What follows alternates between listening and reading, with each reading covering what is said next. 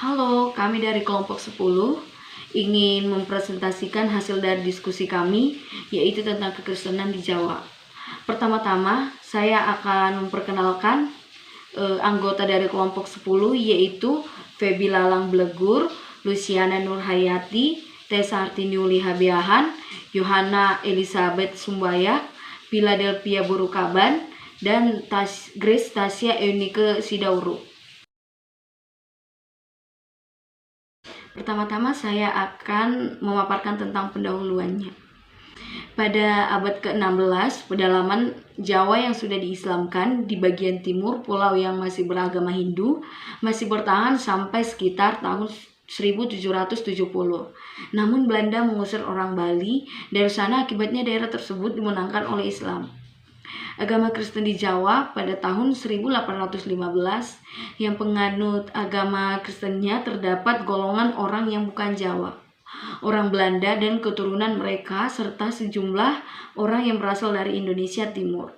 Alat-alat untuk pekabaran Injil diperoleh dari Bruckner, seorang pekabar Injil yang telah diutus ke Jawa bersama Kam menjadi pendeta di Semarang, tetapi kemudian beralih ke Lembaga Pekabar Injil Baptis Inggris yang pada tahun 1792 didirikan oleh William Carey.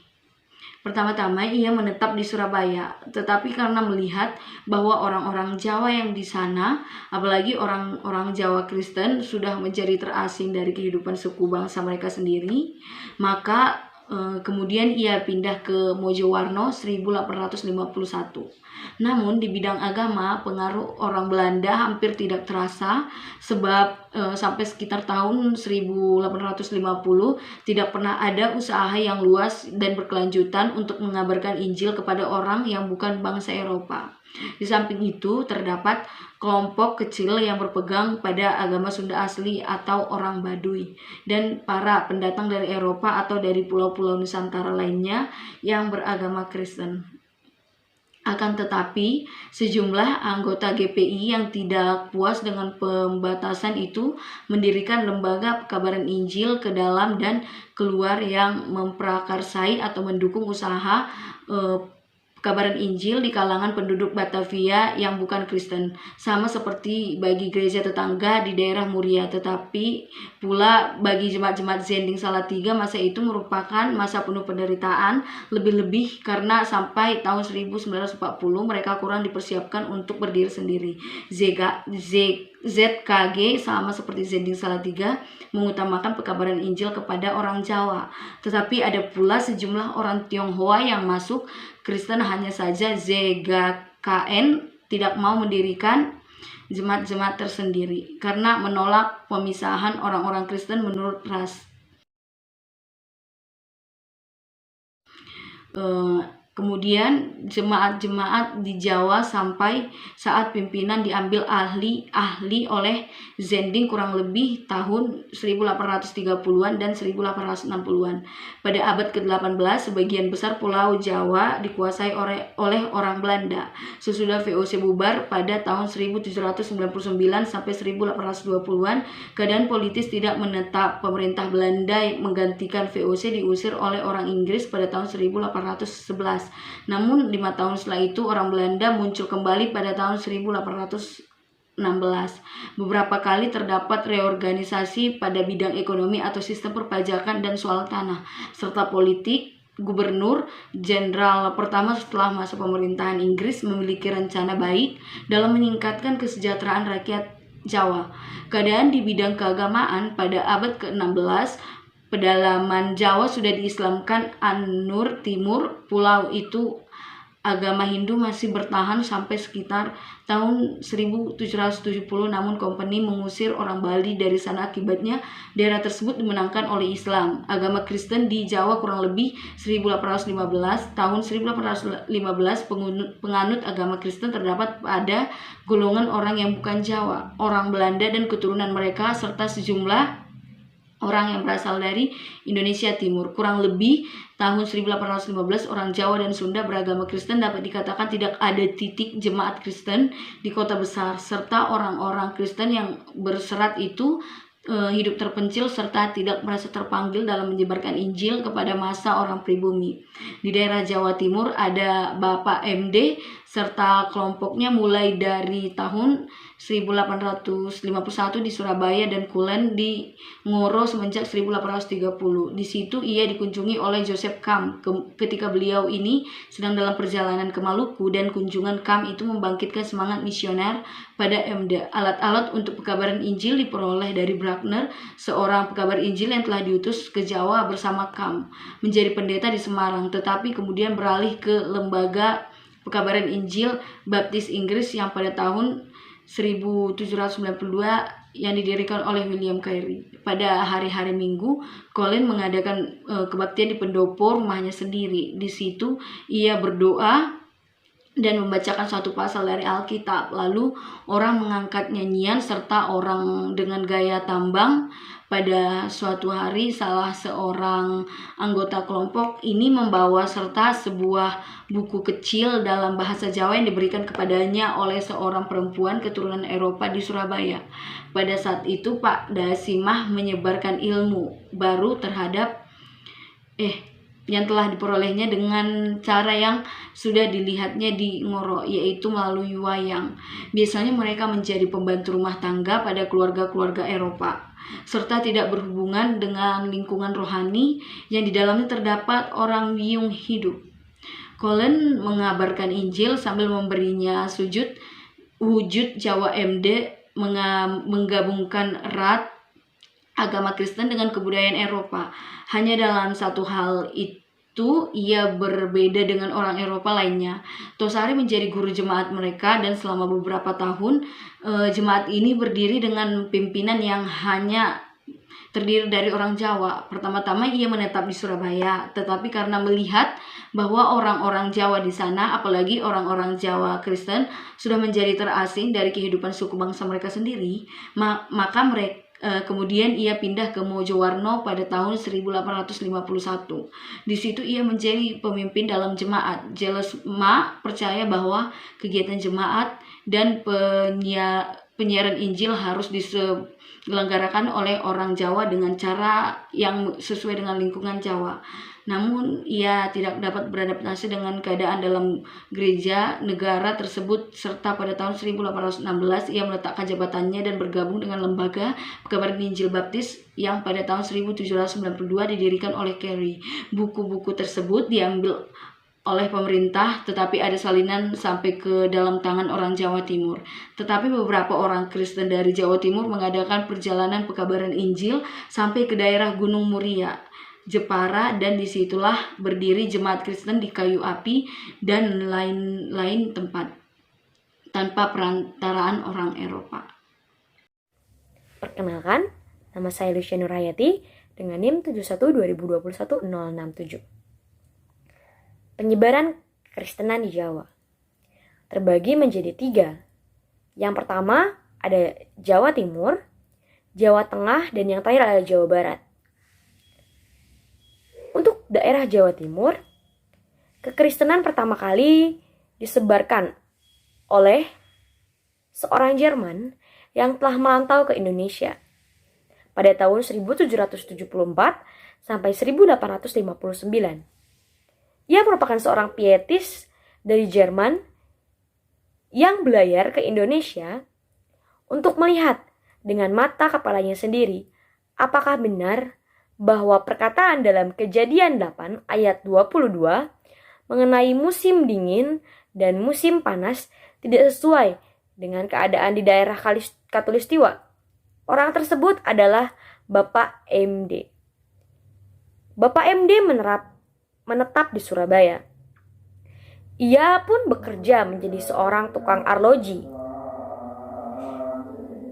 Ia mendirikan suatu perkumpulan dan mengadakan pertemuan-pertemuan keagamaan di rumahnya. Alatnya untuk menyebarkan Injil diperoleh dari Baker, seorang pekabar Injil yang telah diutus ke Jawa bersama dengan Kan untuk menjadi seorang pendeta di Semarang. Tetapi kemudian beralih ke lembaga PA Baptis Inggris yang pada tahun 1792 didirikan oleh William Carey. Buckner telah mengarang selebaran dalam bahasa Jawa, dan MD mendesak agar ia juga menerjemahkan PB ke dalam bahasa Jawa. Kemudian hal tersebut terjadi dan terjemahan tersebut dicetak pada tahun 1831. Mula-mula pekerjaan MD itu tidak banyak membawa hasil dan perubahan. Pendeta GPI di Surabaya memandang bahwa MD merupakan suatu saingan dan mengadukannya kepada pemerintah. Akibatnya, Bapak MD harus meringkuk dalam penjara selama beberapa minggu. Dan untuk yang kedua, penyebarannya dilakukan oleh Cullen di Jawa Timur. Penyebaran kedua dilakukan oleh Cullen. Di Jawa Timur telah muncul pusat penyiaran agama Kristen. Yang kedua, pusat kedua ini ialah Ngoro, dan pimpinannya ialah Cullen pada tahun 1775 sampai 1873. Cullen lahir dan besar di Belanda, tetapi ibunya merupakan putri bangsawan Jawa, dan ibunya diwarisi tradisi kebudayaan Jawa, sehingga ia menguasai wayang, musik, tari-tarian Jawa, dan segala macam hal yang memang menjadi bagian dari kebudayaan Jawa itu sendiri. Pada tahun 1827, ia memperoleh sebuah kawasan hutan yang luas, kira-kira 60 km dari kota Surabaya. Pembukaan hutan itu berhasil dan bertahan dengan baik. Banyak orang Jawa datang ke sana dan diberi tanah dengan syarat Ngoro menjadi desa yang sangat makmur, yang pada waktu kelaparan melanda Jawa Timur dapat membagi makanan dan bahan pangan kepada ribuan orang. Di Ngoro tidak ada paksaan dalam agama. Banyak orang-orang Muslim, orang-orang Kristen, bahkan Cullen sendiri menyuruh orang untuk membangun sebuah masjid di sana. Beberapa di antara orang-orang yang datang ke Ngoro adalah orang-orang yang pernah melakukan sebuah kejahatan, baik itu kejahatan secara memang tidak disengaja atau secara disengaja.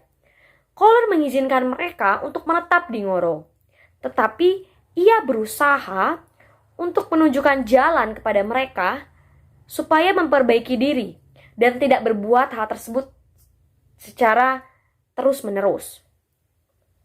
Kepada mereka juga diberitahukan, diajarkan, dan diberi pengarahan mengenai ilmu Kristen tentang pesan-pesan manusia dan dosa oleh Juru Selamat dunia. Pada hari Minggu, Cullen juga mengadakan sebuah kebaktian di pendopo rumahnya sendiri.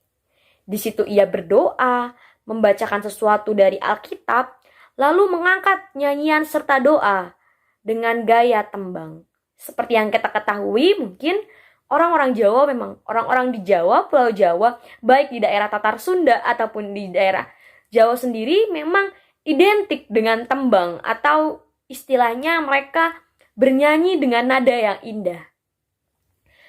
Untuk selanjutnya ada kelompok Wiyung.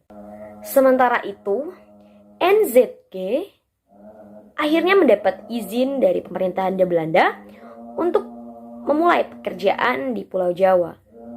Utusannya yang pertama ialah Jalesma pada tahun 1817 sampai 1858. Jalesma mula-mula menetap di Surabaya. Tetapi karena ia melihat bahwa orang-orang Jawa di sana, apalagi orang-orang Jawa Kristen, sudah menjadi terasing dari kehidupan suku bangsa mereka sendiri. Selanjutnya, penyebaran Kristen di Jawa Tengah. Penyebaran Kristen di Jawa Tengah dimulai oleh dua jalan. atau dua jalur.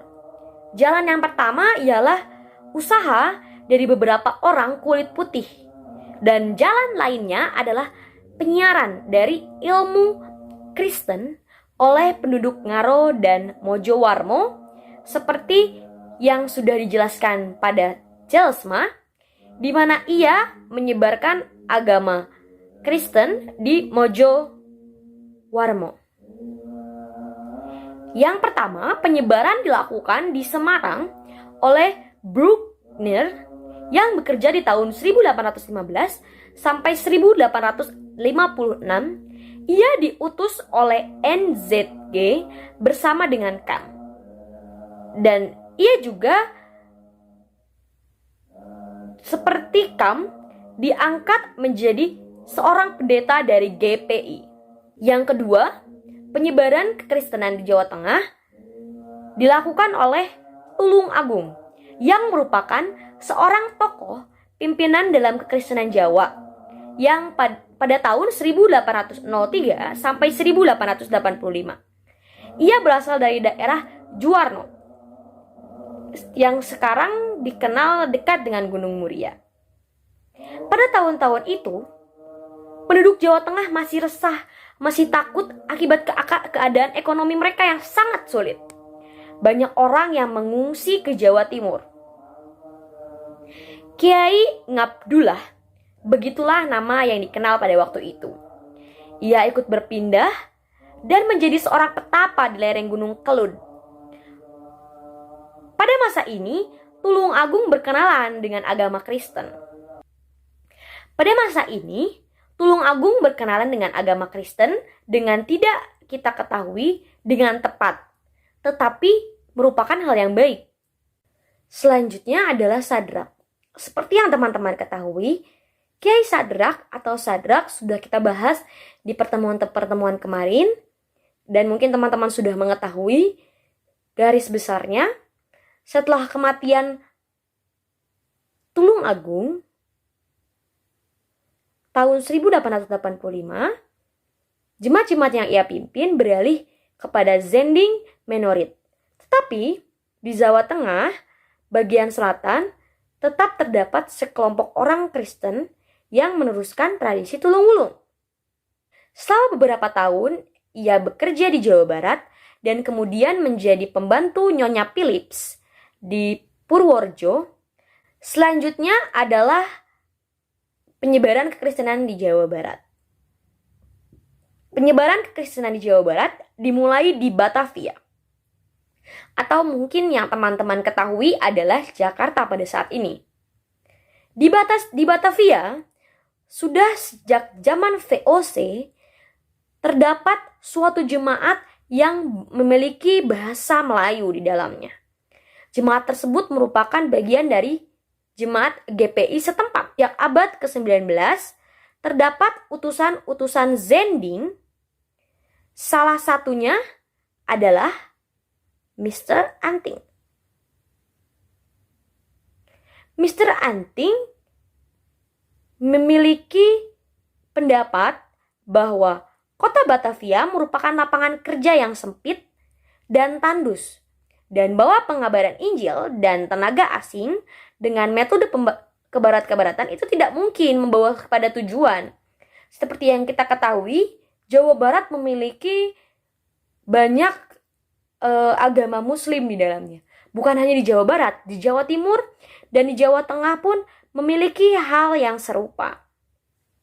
Pekabaran Injil didikan Anting mendirikan sejumlah jemaat kecil di antara sekitaran Batavia. Asli tidak terjangkau oleh Mr. Anting. Dan usaha penyebaran Injil di tengah-tengah mereka dimulai oleh lembaga NZV dari Nederland pada tahun 1861.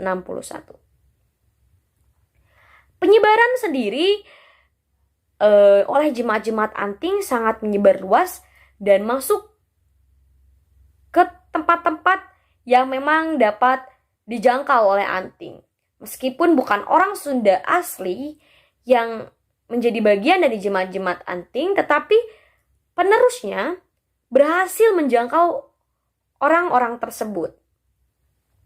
Selanjutnya adalah pekabaran Injil di Jakarta dan Jawa Barat sejak tahun 1870-an. Keadaan umum yang terjadi adalah sejak abad ke-17, Jawa Barat merupakan salah satu daerah yang paling mengalami pengaruh besar di bidang politik dan ekonomi. Namun, di bidang agama, pengaruh orang Belanda hampir tidak terasa dan tidak terkena sama sekali. Sebab, sampai akhir tahun 1850, tidak pernah ada usaha yang luas dalam melakukan penyebaran Injil kepada orang-orang yang bukan bangsa Eropa. Selanjutnya, Batavia atau Jakarta. Kota Batavia atau Jakarta sejak tahun 1619 merupakan kota induk atau kota pusat dari jajahan Belanda di Nusantara. Banyak cagar-cagar budaya, banyak kawasan-kawasan sejarah di Batavia atau yang saat ini dikenal dengan Jakarta. Pada tahun 1945 atau 1949, Jakarta menjadi ibu kota dari negara Republik Indonesia. Maka dari itu, kota Batavia atau kota Jakarta ini memegang peranan penting bagi kehidupan gereja di Indonesia. Mulai saat tahun 1622 sampai 1844, Majelis Jemaat di sana merupakan instansi gereja yang tertinggi untuk kaum Kristen Protestan.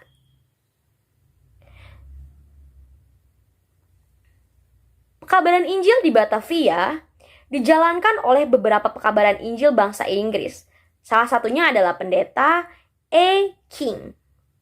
Dan oleh beberapa utusan lembaga Zending, dari kota itu mulai bertolaklah karya Mr. Anting dan Gan Kui. Pekerjaan rohani yang mereka lakukan di GPI terbatas pada orang yang sudah beragama Kristen oleh Eropa dan Indo-Eropa.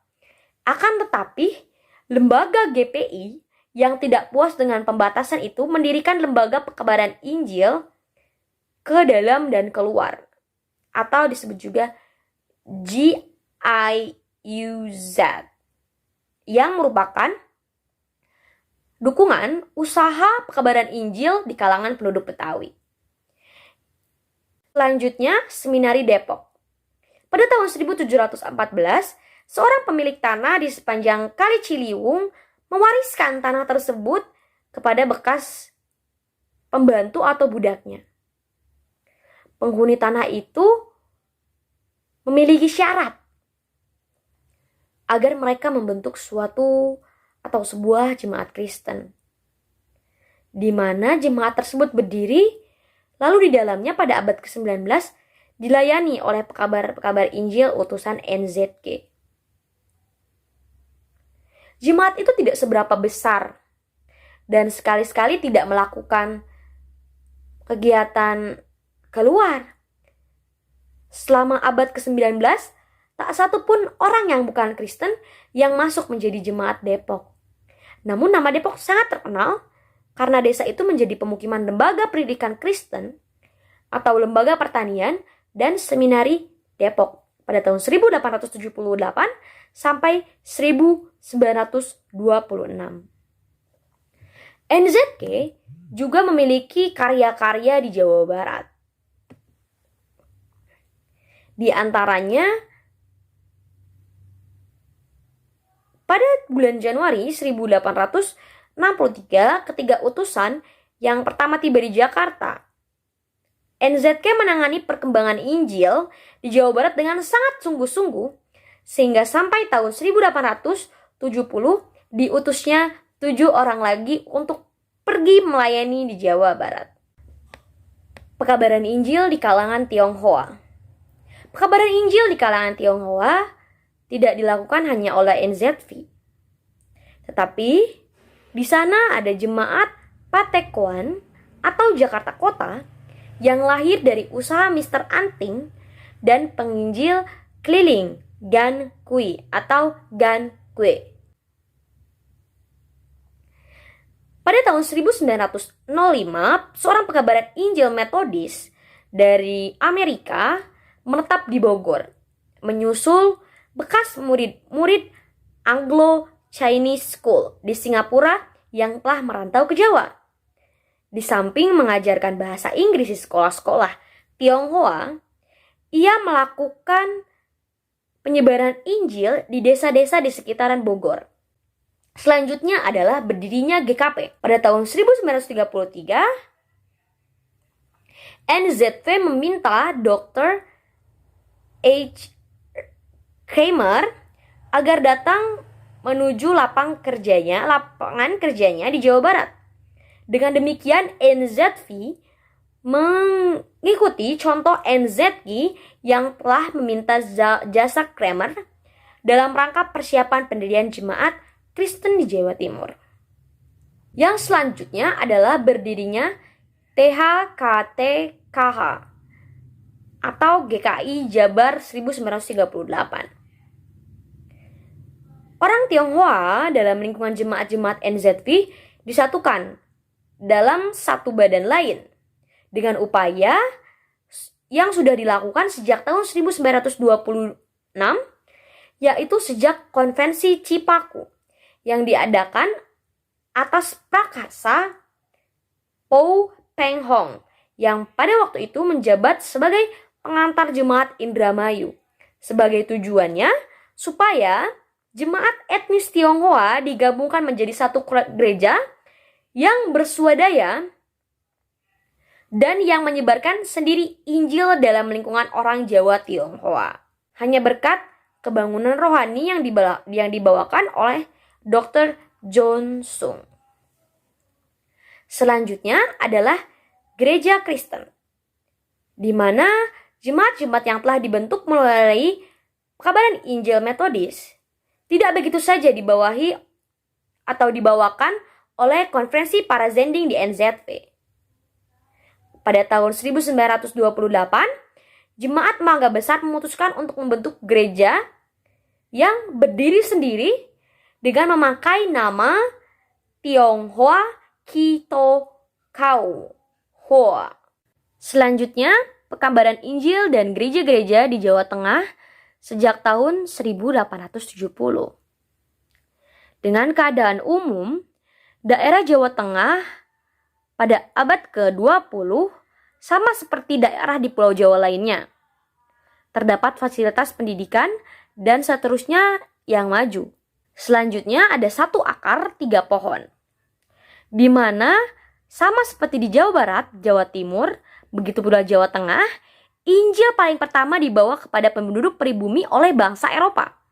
Lalu orang Jawa sendiri meneruskan kepada teman-teman sebangsanya tanpa campur tangan dari lembaga-lembaga PI. Hanya berbeda dengan Jawa Barat dan Jawa Timur, Jawa Tengah ditempati oleh 3 lembaga zending. Ketiga lembaga itu masing-masing mewakili satu demonisasi atau jenis kelompok dari gereja-gereja yang memiliki corak sendiri dalam bidang teologi, tata gereja, liturgi, ataupun lain-lainnya. Selanjutnya ada DZV. Ketiga lembaga PL yang masuk paling pertama ialah Deutsche Zending Vereniging atau DZV atau disebut juga Perhimpunan VI Menurut dari negeri Belanda. Selanjutnya ada Pijans yang merupakan utusan DZV yang pertama pada tahun 1820 sampai 1904. Selanjutnya ada metode desa Kristen. Di Jawa Tengah pun ada kelompok orang Kristen tetapi kecil. Pada tahun 1874 beranggotakan 74 orang dan berpandangan bahwa ia dapat mempengaruhi lingkungan yang tidak mau mendengarkan pekabaran Injil secara langsung dengan menciptakan bacaan Kristen.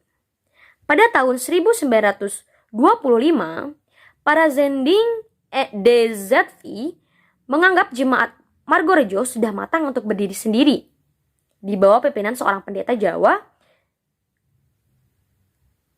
Jemaat lain tetap di bawah naungan para Zending, dan Margorejo pun belum berdiri sendiri di bidang keuangan. Tetapi pada tahun 1940, seorang tenaga dari DZV yang berkebangsaan Jerman ditawan akibat serangan Jerman terhadap negeri Belanda. Selanjutnya adalah masa sejak 1949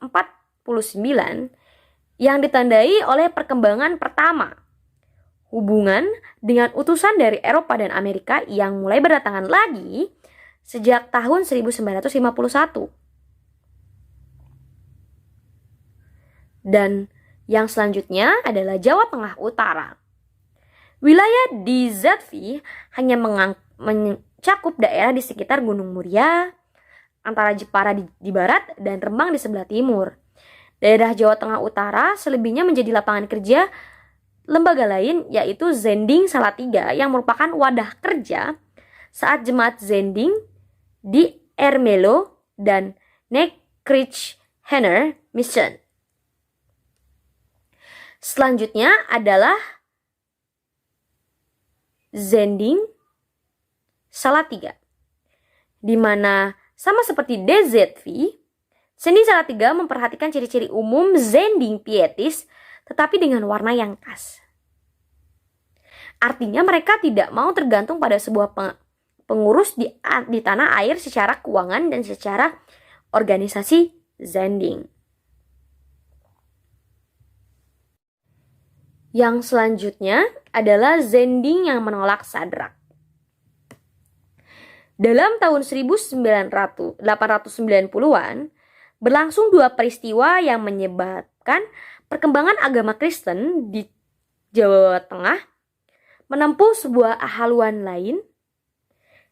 Yang pertama, menanggapi keluhan-keluhan dari pihak para rekan Wilhelm G.Zv yang mengirim seorang inspektur dengan kuasa penuh agar meninjau lapangan dan membereskan keadaan.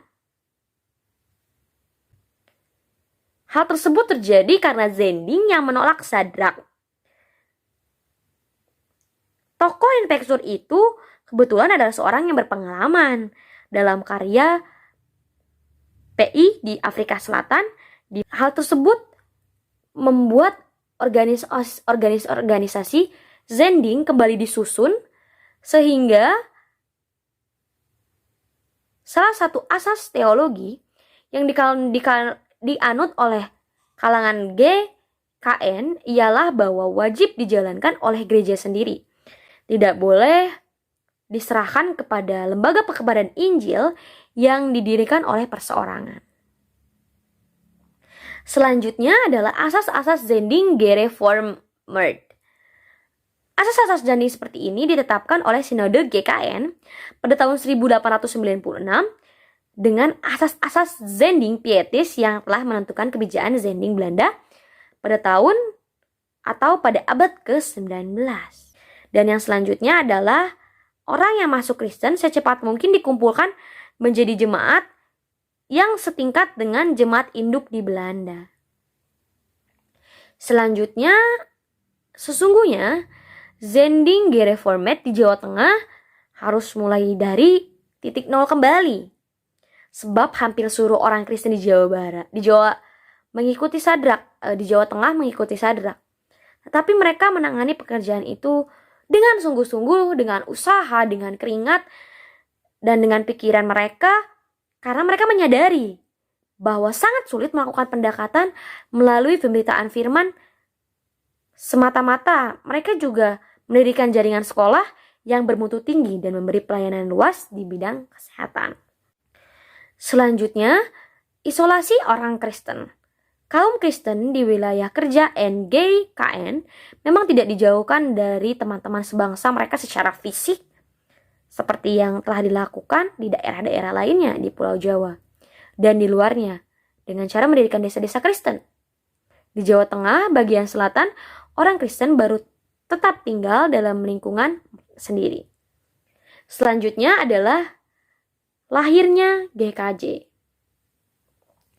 Lahirnya GKJ atau Gereja Kristen Jawa yang Mandiri berlangsung secara berangsur-angsur.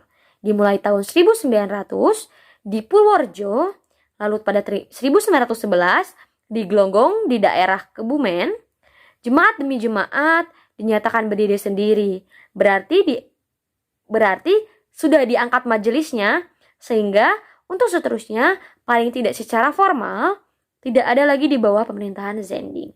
Semakin berkembang, GKJ mulai menjadi salah satu bagian gereja daerah yang menyeluruh dan tersebar di sekitaran Jawa Tengah. Yang selanjutnya adalah Sumatera Selatan. Sebelum 1940, GKJ meluas ke Sumatera Selatan. Pada tahun 1938, Sinode GKJ memutuskan untuk menerima daerah Lampung sebagai lampangan PI sendiri. Sejak tahun 1005, di daerah tersebut tinggal sejumlah besar transmigrasi dari Jawa. Pendeta J.S. Harjowasito merintis pekerjaan di tengah-tengah mereka sebagai utusan dari GKJ. Selanjutnya adalah GKJ yang pada tahun 1940 setelah Perang Dunia Kedua membawa persoalan bagi GKJ. Seperti gereja-gereja tetangga atau gereja-gereja lainnya, berbeda, GKJ tidak, pada pandangannya berbeda. GKJ tidak mendapat pelayanan tenaga bangsa Jerman, sehingga pada tahun 1940 tidak ada tenaga Eropa yang ditawan. Selanjutnya adalah GKI Jawa Tengah. Di Jawa Tengah, seperti di Jawa Barat, di kalangan orang Tionghoa, penyebaran agama Kristen bertolak dari salah satu seorang mereka, yaitu Kwon Tek San di Probolinggo. Ia menjadi Kristen setelah mendengar pemberitaan Gan Kui, dan pada tahun 1866 ia pun dibaptis. Dan itu menjadi pengaruh dari PL Metodis di Jawa Barat dan Jawa Timur. Sama seperti Zending Salatiga, ia mengutamakan pekabaran Injil kepada orang Jawa, tetapi ada pula sejumlah orang Tionghoa di dalamnya. Yang selanjutnya adalah GKMI. Di Jawa Tengah bagian utara, terdapat pula jemaat-jemaat Tionghoa yang lahir dari karya DZV, yaitu jemaat-jemaat yang berdiri sejak abad ke-20. Salah satunya adalah Jemaat Kudus yang merupakan jemaat pertama yang berdiri sendiri. Meskipun jemaat itu baru lahir pada tahun 1992, tetapi jemaat itu sudah termasuk jemaat yang besar. Dan jemaat-jemaat Tionghoa di sekitaran Gunung Muria membentuk sebuah klasis yang dalam praktik sebagai berfungsi menjadi gereja tersendiri. Pada tahun 1958 diganti menjadi Gereja Kristen Muria Indonesia. Gereja Kristen Indonesia seperti gereja-gereja suku lainnya, Muria sebagai nama tambahan yang mengacu ke warisan Mennonite yang mau dipelihara. Perkabaran Injil dan gereja di Jawa Timur dan di Bali sejak tahun 1870-an. Pada masa ini, keadaan di Jawa Timur tidak menunjukkan perbedaan dari yang ada di Jawa Tengah.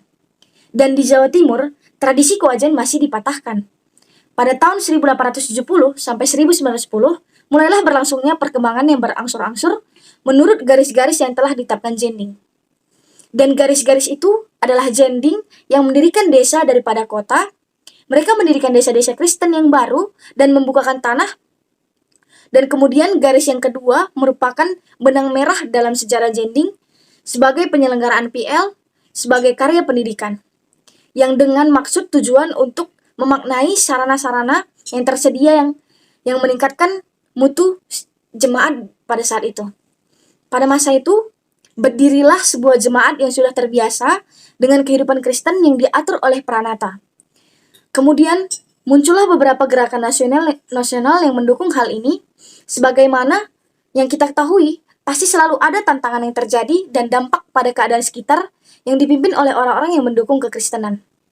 Bagi Zending, NCG, kebangkitan orang Kristen Jawa, kebijakan yang dibicarakan memang menghasilkan sebuah konsolidasi dari ke dalam maupun keluar.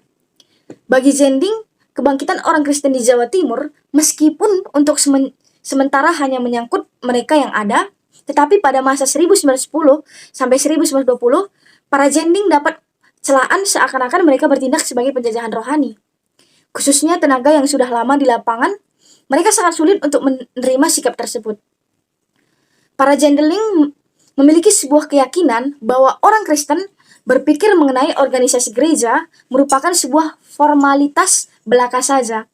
Sebab perbedaan asasi antara gereja dengan aparat negara yang belum jelas, pengaruh orang Kristen terhadap para Zending dapat pula dalam hal pola perkabaran Injil. Pada masa jemaat-jemaat yang masih dipandang para Zending sebagai pulau-pulau di tengah lautan Islam, sebagai daerah kantong yang dikelilingi lawan, maka pergaulan utusan Zending serta anak buah dengan Islam mudah bersifat bantah ataupun membantah. Dan pada tahun 1928, Zending mengadakan konferensi yang mengangkut panitia bersama wakil jemaat-jemaat yang menyusun tata gereja dengan asas bahwa dalam hal tata gereja Alkitab tidak memberikan petunjuk yang mengikat. Pada konferensi tersebut, meminta nasihat Kramer seiring berjalannya waktu, jumlah jemaat makin banyak dan bertambah besar, dan luas di gereja itu berlangsung terutama di pesisir selatan dan di ujung timur Jawa, di Pulau Jawa.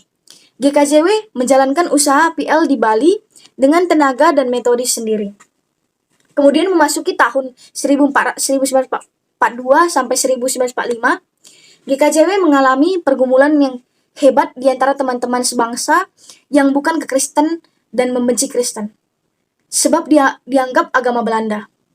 Berbeda dengan NCGV di Jawa Barat, NCG di Jawa Timur tidak bekerja dengan lingkungan orang Tionghoa. Perkabaran Injil di tengah mereka diperaksai oleh beberapa orang dari kalangan mereka, bahkan dari kalangan mereka orangnya sendiri, dan juga oleh kaum Metodis di Amerika. Pada tahun 1930-an, GKJW terlibat dalam sejarah gereja Kristen di Bali. Agama Hindu yang tertanam kuat di daerah ini menjadikan agama Kristen sulit untuk disebarkan. Tetapi pada tahun 1922, secara tidak menduga, Injil masuk ke Bali dari seorang penginjil Chama dari Tionghoa Daratan yang bernama Tsang Tuhong mendapat izin pemerintah untuk bekerja di kalangan orang Tionghoa di Bali.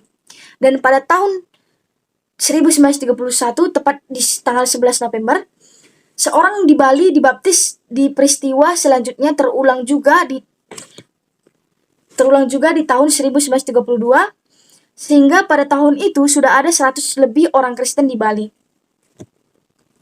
Kramer berusaha masuk ke Bali, namun instansi-instansi pemerintah sampai Dewan Rakyat menolak pemerintahan Kramer agar diberi izin bekerja di Bali. Maka dicarilah jalan lain dengan mengutus 2 orang pendeta, yaitu Mas Eprazim dan Mas Darmoadi ke Bali karena mereka orang pribumi, jadi mereka tidak memerlukan izin untuk masuk. Mas Tertib Eprazim yakin bahwa pengalaman gereja di Jawa tidak akan terulang lagi di Bali. Pada tahun 1937, jemaat-jemaat yang masih hidup sendiri-sendiri itu dikumpulkan dalam Pasikian Kekristenan Bali. Lalu diadakan kursus pengantar jemaat di Denpasar yang dipimpin oleh tenaga Jawa dan Belanda. Sinode tahun 1949 membenahi organisasi di gereja yang selama ini agak longgar dengan menerima tata gereja. Untuk melanjutkan gereja di Bali, memakai nama Gereja Protestan Bali atau GKPB. Gedung gereja yang baru di Denpasar memakai bentuk-bentuk arsitektur Bali. Demikian juga Wisma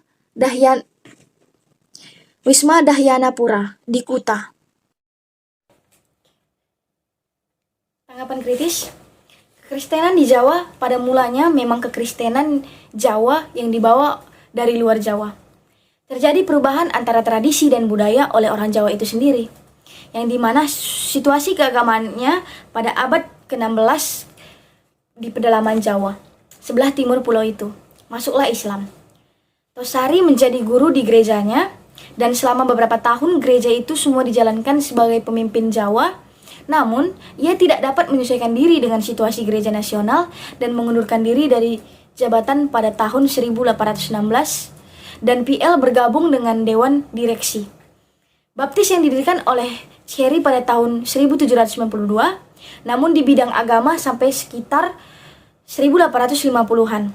Pengaruh Belanda hampir tidak terlihat karena kekurangan upaya yang ekstensif dan berkelanjutan untuk menyebarkan Injil ke non-Eropa. NCV mengirim 40 penyiar ke Jawa Barat pada tahun 1990-an, tetapi mereka tidak menghasilkan dan mendirikan gereja sepopuler daerah yang masih menganut agama suku. Namun, banyak anggota GPI yang tidak puas dengan pembatasan tersebut telah mendirikan laboratorium misionaris internal dan eksternal untuk memulai atau mendukung upaya PL di kalangan non-Kristen di Batavia.